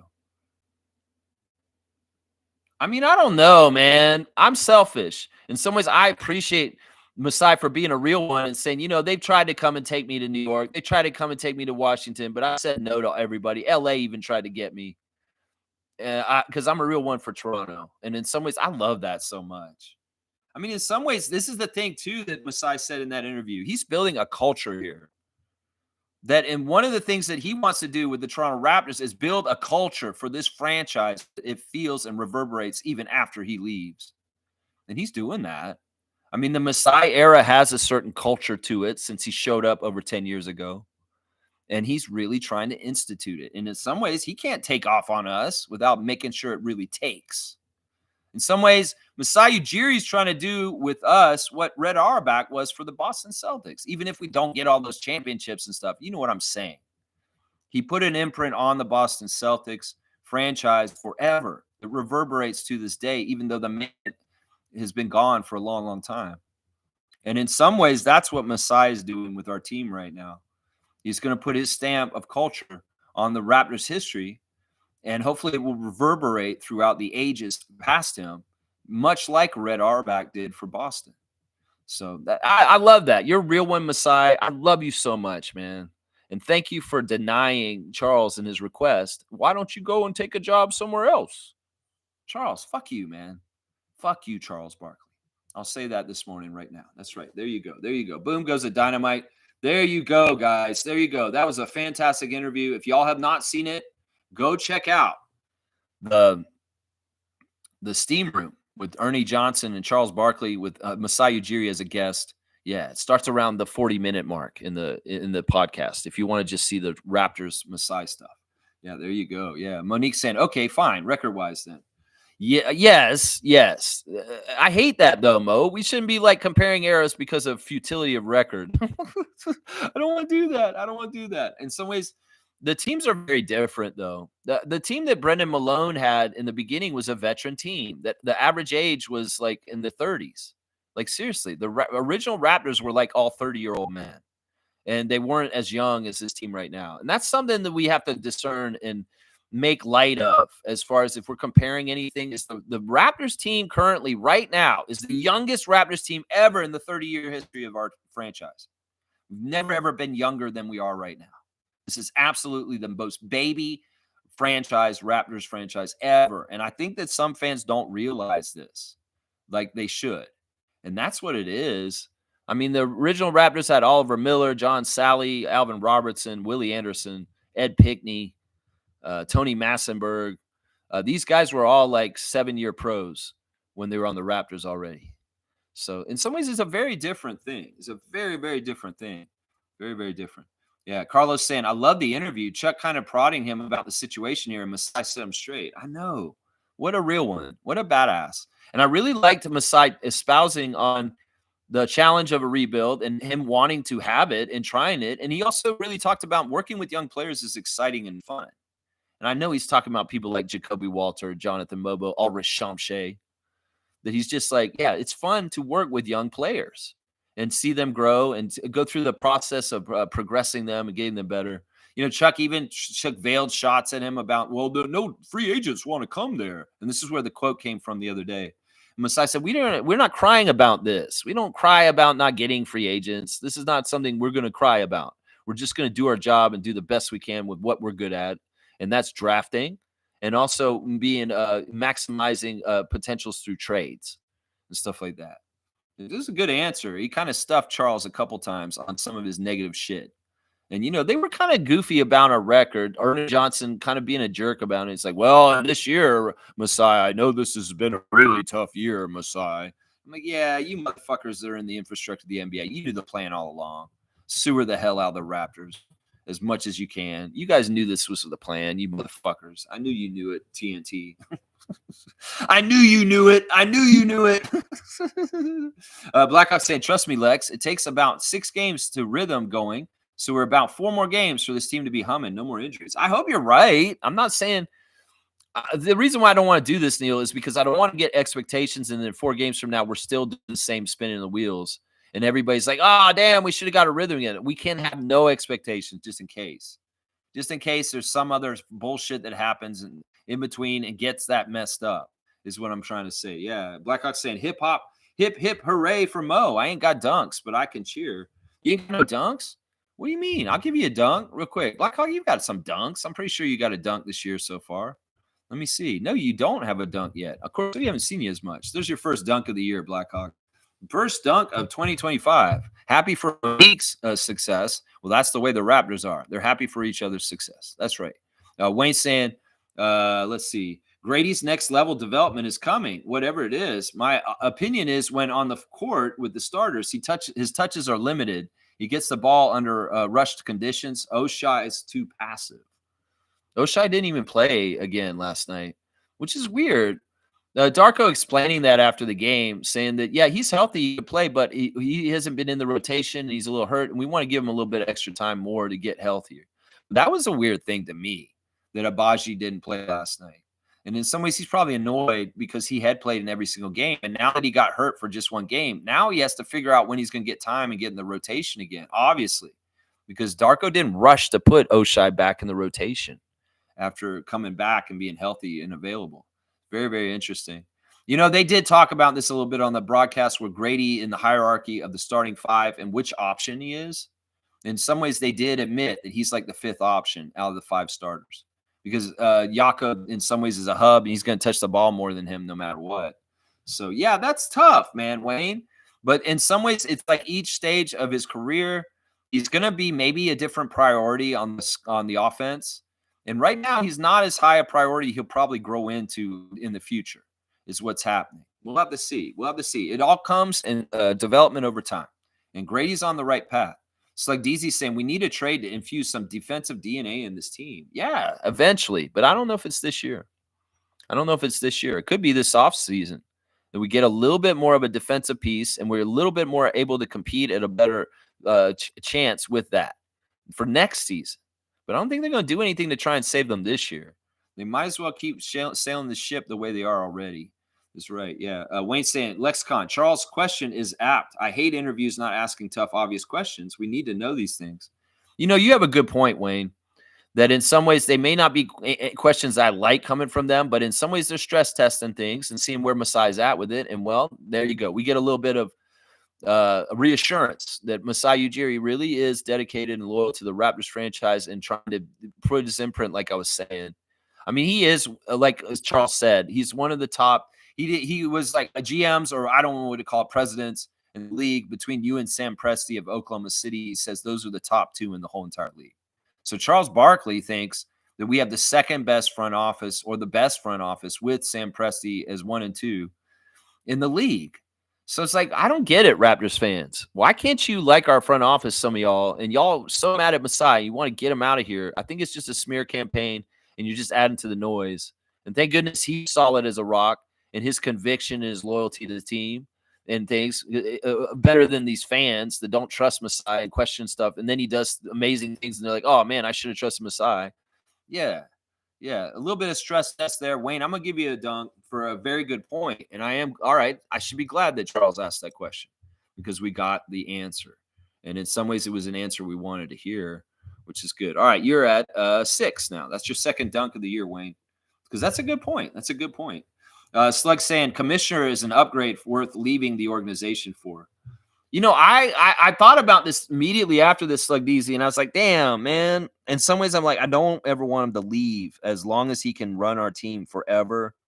But this is an upgrade. You're exactly right. And how would this affect everything? Like, honestly, that'd be different. Like, think about the issues we have with how we feel the NBA treats us as a franchise in Canada, the only one in the U.S. If he's in charge and he understands our plight very, very, very specifically because he was here for so long and he understands all the things we go through, it could actually be very beneficial to our franchise with him in that position of power because he may clean up a lot of the stuff that is unfair that is happening. So I don't know. Is that trade-off worth it?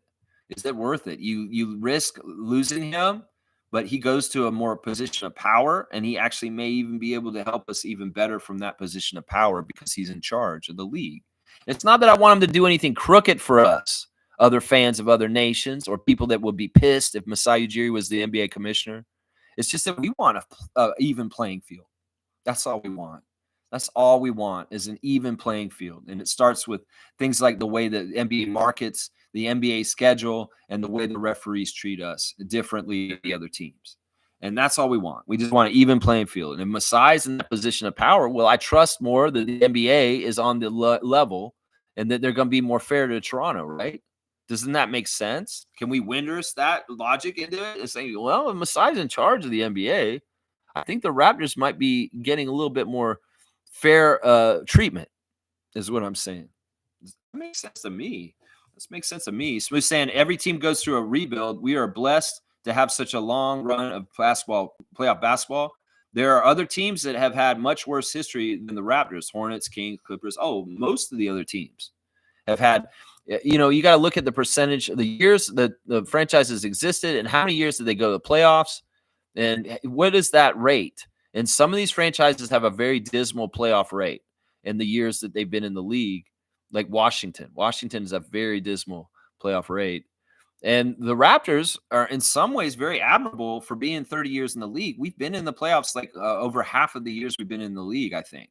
Like we have like 15 or 16 playoff appearances or something like that in our years. So more, at least half, if not a little bit more than half of the 30 years of Raptors basketball has been playoff basketball, which is amazing considering expansion years are involved in that too.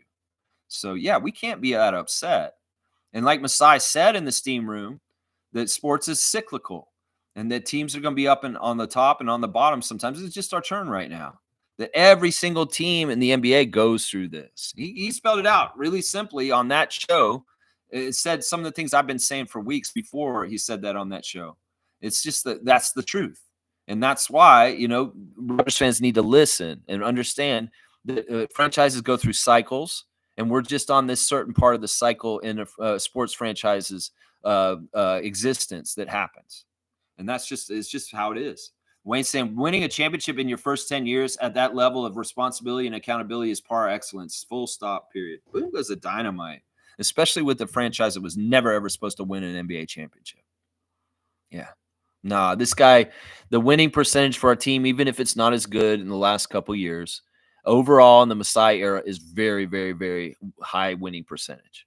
And yeah, the success the Raptors have had at the highest level, a lot of it can be attributed to Masai Ujiri and his front office work, and also the great excellence of a supreme talent like Kawhi Leonard, and just the great supporting cast and team that was on that team in 2019. And Masai is the architect, and that's what we got to say right here. That's right. That's what we got to say. Smooth saying. Hang on. Y'all try and limit your comments. Don't give me more right now. I do want to finish up real soon. The Kings from 87 and 97 and 2007 and 2020 were an absolute joke, yet they were not mocked. They've been mocked at times. I can remember mocking the Kings just like the Clippers throughout the 80s and even kind of like in the 90s too. They were very mocked in the 90s. It wasn't until Jason Williams and Chris Webber and Vlade and Doug Christie and that team that did really well in the mid-2000s in the playoffs for Sacramento, that they got respect for that franchise. That franchise didn't have any respect. It was just like the Clippers until that purple and black Sacramento contingency that Chris Webber was leading on that team that got screwed over in the playoffs by the refs against the Lakers. That's where they gave notoriety and some respect for that franchise. They had really had none, hardly. Maybe something about Tiny Archibald way back. But that's about it, man. They didn't have a whole lot to point to in their franchise history of bright spots. Let's just put it that way. That's right there. Yeah. Andrew said, I think Raptors fans take for granted the 2010s for granted. Yeah. It's hard to be as successful as the Raptors were for a whole decade. Yeah. What a great freaking run. What a great freaking run on top there. And we're flipped around on the side and we'll flip it back up and get back on top again before you know it. Reggie's saying the Hornets are a horrible franchise. The only reason that team has stayed there is the college basketball ties. I won't disagree with any of that. And they've come real close to losing their team, and they have lost their team a couple times. You got to think about the Hornets going to New Orleans. You got to think about the Bobcats debacle. No, that has been a weird market for them. And Reggie's exactly right. The college basketball ties to that area makes that market college basketball crazy. And they need an NBA team in that area, and the Hornets suffice. But yeah, they're weird. I mean, the Hornets had their really good best success pretty early in their franchise history within like 10 years of them starting in 88 and 80 around then. They were in the playoffs with Zoe and Larry Johnson and that contingency in the mid 90s and battling teams like the Celtics and the Pacers in the playoffs. That's probably the most successful era of the Hornets is in the mid 90s. And that's 30 years ago that they did anything good. And they were only around for like 5 or 6 years before they got good at that time. It's very interesting. Very, very interesting. That's right. What have they done other than early 90s? That's it. That's right, Smooth. What have they done? Nothing. Nothing. That's right, LaMelo Ball. That's right. Trevor's saying, Masai said there is no free agent player already know where they want to go. That was an interesting comment. Yeah. Masai basically called out Ernie and Charles in the NBA. Not Ernie and Charles, but the NBA for saying, is there even free agency anymore at this point? It's basically the players choose where they want to go and play at this point, is what Masai said. Whoa. Chuck and Charles, Ernie and Charles kind of chuckled at that comment, but he hit the note on the piano real square, and it sounded like, yeah, truth. That, yeah, the free agency in the NBA at this point is not, and this is the way Masai looks at it, you need to have people that were committed to come in to play for your team and want to be there. Kelly Olynyk, RJ Barrett, Emmanuel Quickley. That's why in some ways you have to sell these players on coming to play for your team and being a part of your franchise and being there. And you don't want to waste time on guys that are half-assed and be like, yeah, I kind of want to be here. You know, I like making millions of dollars. Yeah, I'll be here, Toronto. Some guys are just trying to stay in the league. They'll take any spot. And they'll end up coming to the Raptors as one of the 30 franchises just to stay in the league. Some guys that are really good and have the choice, well, they're going to choose where they want to go. And Masai called that out, and they didn't deny it, Charles and Ernie. They didn't deny what he said is true. That is there even free agency anymore in the NBA? Isn't it just players decide where they want to go play right now? I don't know. The salary cap has some things to say about that, though. Yeah. Mo's saying the record feels like Brendan Malone's record. That's why I put it that way, not to make anyone upset, just letting it out. No, I'm not upset. I'm just, if I don't think that your comparison is exactly right, I won't agree with it. That's all it is, Mo. You can think that, and that's your right. And you may have some valid points, but in my eyes, I can't see it. It's night and day. It's apples to oranges. In fact, I would say that our season, if you really want to compare it record-wise, it's more like Darrell Walker's season because it's the worst season is that one. The Brendan Malone season actually got 20 wins. I don't know if we're going to get 20 wins this year, Mo. And it maybe we're one of the worst records in the history of the franchise, and that's Darrell Walker's year. Darrell Walker had the worst franchise record as a coach for the Raptors. So I would compare it to, if you're going by record like that, I would say Darrell Walker era is pretty much better, and that's the bottom of the barrel right there. That's the bottom of the barrel. That's like the very, very few wins right there. Andrew saying if Masai was the commissioner, maybe we'd have better luck in the lottery. We have lottery luck. I've never been worried about lottery luck. There's other things we don't have luck with when it comes to the NBA. We just want our fair shake. We want an even playing field. That's all.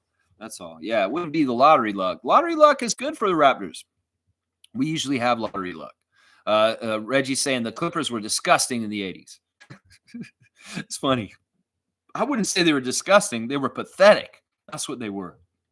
And they had a blip in the early 90s, but from 95 to 2000, they were bad again until Lob City. Yeah, this is totally true. There was a little bit of a Clippers team that was kind of making noise with Charles Smith, Ken Norman, Gary Grant before the Lob City Clippers that were kind of successful, but they really didn't go anywhere. They may have made the playoffs once. Or maybe they didn't even make the playoffs, but they were a team that was kind of winning some games. There was a little bit of a core starting to form there. Danny Manning was there around that time too. But yeah. Neil's saying top 6 players are in our grasp. We're going to be all right. Talking about it with the draft. We'll have to see. We'll have to see where we finish up on the lottery. I'm sure we're going to be fine. I'm not worried about that. So DZ saying Raptors organization frowns on letting executives go for lateral moves, but won't stop them from advancement. Let me try and parse this out so I understand what you're saying. Raptors organization frowns on letting executives go for lateral moves. I see what you're saying. So it's like Teresa, she left and she became a president. So that's an advancement in her career from being like a front office person that's kind of like a assistant GM kind of / player personnel person. So Teresa Resch left, but she had been offered the GM job for the Blackhawks a couple years ago. We can't forget that. The NHL was actually asking her to come and work for them, but she turned it down. She stayed with the Raptors. I don't know. It's a weird thing. Like in some ways, it's very special to work for the Toronto Raptors, and some people really have to take it seriously before they step away.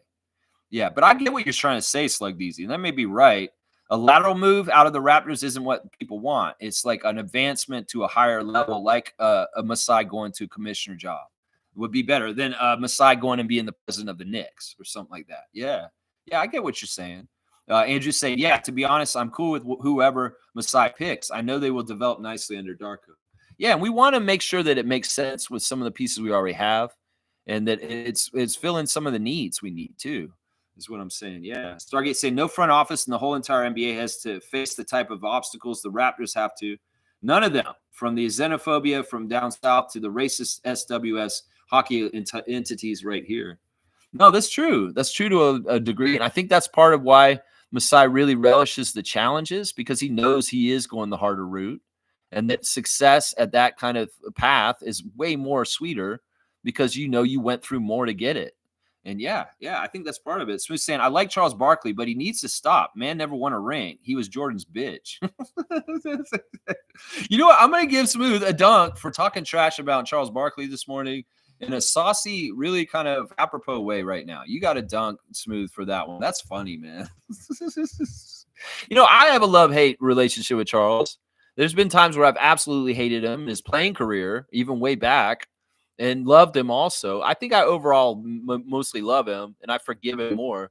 But yeah, some of the stuff he says is knuckleheaded, and I think that the criticism of Charles recently that's come out about being too negative about the sport and hurting the sport and the way fans think about it and downgrading is kind of true. But it's not just him. You can't blame Charles for it completely. It's all those guys from TNT together. And also all the ESPN personalities that do the same kind of shit, that are downgrading the product as they're trying to sell it. And then everybody's like, yeah, the NBA sucks because ESPN people tell me that. And the inside the NBA guys do too. So, I mean, that's kind of what it is. But I love that, man. You said he's never won a ring and he was Jordan's bitch. That's right. Mugarbe's here. It's good to see Mugarbe. It's funny you say that because the Raptors don't want to keep players that want to be here. No, that was part of what Charles said. And I know you're talking about Siakam. And, well, he very plainly denied what you're saying here. And Charles said it too. Charles said, you got good players. But then when there's time for a re-signing, they just don't want to stay here. They go to other places. Well, Masai was very smart with how he answered this question to Charles Barkley. He basically said, well, some of the players that left here are projects and people that we grew. And, it was time to part. There was time for them to go and not in our plans. And it wasn't that they didn't want to stay. It's that we made decisions as the front office to let them go off and to flourish on other places, is what Masai said. So what's true, Mugarbe? That we just cast away Siakam? Yeah. Yeah, Siakam still wanted to play here. He did want to play here, and you're exactly right. Siakam wanted to play for the Raptors, but we went with the decision to build around Scotty, and that's just what it is. And Masai made that decision. In some ways, he turned Charles' question around on him, saying, oh, nobody ever wants to stay. Well, actually, that's not true, Charles. Pascal and Fred may not want to stay at the end. I'll just say that. That's probably true. But don't get it twisted. Freddie wanted to be a Raptor for life for a long time. It's just that things went all crazy and awry, and it wasn't a good fit anymore. And OG, well, I don't know if he wanted to stick around or not, but Pascal definitely did. Definitely. Mugarbe is right about that. Smooth saying, yeah, they took the Rockets to 5 games in 94. They actually had the lead in the 4th. There you go. The Clippers. Yeah. Slug Deezy saying Weltman left for an upgrade. Timberwolves coach left for an upgrade. Jama left for an upgrade. Just give him more context. Yeah, okay. That makes sense. Yeah, Finch to Minnesota. Yeah, Weltman to Orlando. Yeah, that totally makes sense what you're saying, Slug Deezy now, man. Yeah. Yeah, so we're saying 94, the first Rockets chip. And Mugarbe saying we are a form for good players, and I don't like it. All right, so you're saying we are a farm for good players, and you don't like it. You think we're a farm system team? Well, we're going to try not to do that. We do have a crop of players coming up, and we'll have to see how things shake out in the future with who stays and who goes. But, people have said this about Oklahoma City too. I've said it myself, that Oklahoma City is kind of a farm team for other teams because they can't pay all their young players, and some of them are just going to go to other places. But at least they get to pick the ones out of the crop that they want to invest in and keep there. And that's kind of what we're doing here. We won't be able to keep every single young player that comes to our team and now and in the near future, but we're going to analyze it and figure out what the puzzle pieces that make the most sense are. It's natural for players to develop on a team and then go to another team at some point. But in some ways, there are also players that stay on teams for the whole entire career. So we're just going to have to see how it is, McGarvey. I know what you're saying, man. I know what you're saying. I hope we keep the three main guys we have now. You like the barbecue.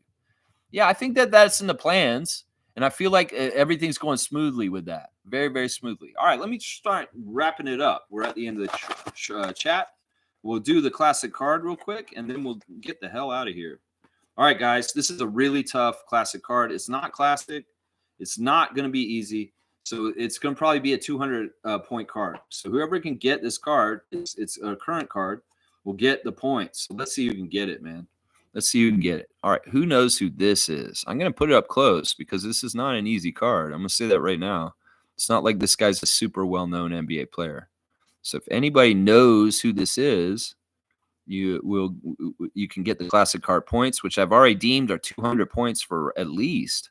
This takes a little bit longer. Well, I might go a little longer to try and figure it out. You see, it's the Spurs player. So who is this? I think he's still on the Spurs too. He may not be on the Spurs still, but who knows? He may or may not be on the Spurs still. Scott Skiles. Scott Skiles? What are you, Mike? Good to see you. Project Truth always. That's not the truth though. Scott Skiles. Scott Skiles? No, Scott Skiles was a little white guy who played for Orlando way back in the day. That's right. That is not Scott Skiles. I'll bring it up as close as possible. Come on, y'all. I can even tell which ref that is behind him. That's whatchamacallit, Kevin Scott behind him. All right, let's see. Slug Deezy's gotten it first. It's Malachi Branham. That's right. Malachi Branham, or however you spell it. Yeah, Malachi. That's the other Malachi that they had there. Malachi Branham is the right answer. Slug Deezy's going to get it. Slug Deezy getting the classic card of the day today. Let's go. Maliki Branham.